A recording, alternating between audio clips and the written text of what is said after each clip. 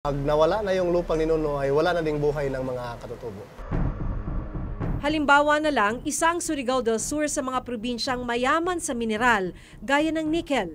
Katunayan, minsan na naming natalakay sa Reporter's Notebook ang pagtutol ng ilang grupo ng katutubo sa pagmimina sa isang bayan sa Surigao del Sur. Gayunman, iginiit ng gobernador ng Surigao del Sur na walang gagawing pagmimina sa lugar kung saan nagaganap ang pamamaslang sa tatlong katutubo.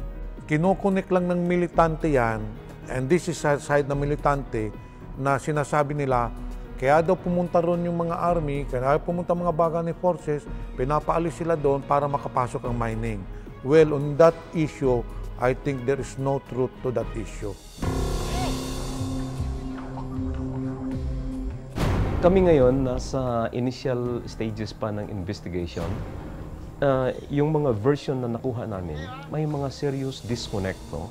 Yung version ng government, tapos yung version naman ng mga non-government organizations, yung mga human rights defenders. So there is a serious disconnect that needs for us to be there just to check kung ano talagang nangyari.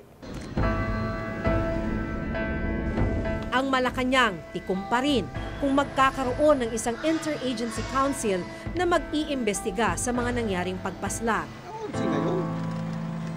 Dahil sa nangyayaring kaguluhan at karahasan, labis na naapektuhan ng pamumuhay ng mga sibilyan. Marami sa mga katutubo na pilitang lumikas mula sa kanilang mga tahanan.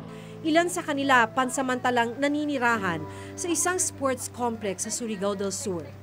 Dahil naiwan ang kanilang kabuhayan, problema nila ngayon kung paano makapagpapatuloy sa pag-aaral ang mga bata at kung saan kukunin ang kanilang mga pangunahing pangangailangan. Inabutan pa namin ang ilan na nagtatayo ng kanilang masisilungang tolda. 575 families ang niadinhi sa evacuation system. 2,853 ka individual ang niadinhi sa evacuation. Ang local government, kumusta? Meron bang mayroon pero hindi makaano sa maraming tao. Hindi sapat sa pagkain nila. Isang 4 na taong gulang na bata na rin ang namatay habang nananatili sa evacuation center. Lumala raw kasi ang sakit ng bata na asthma habang nananatili dito. As far as the provincial government is concerned, they are well taken care of, no?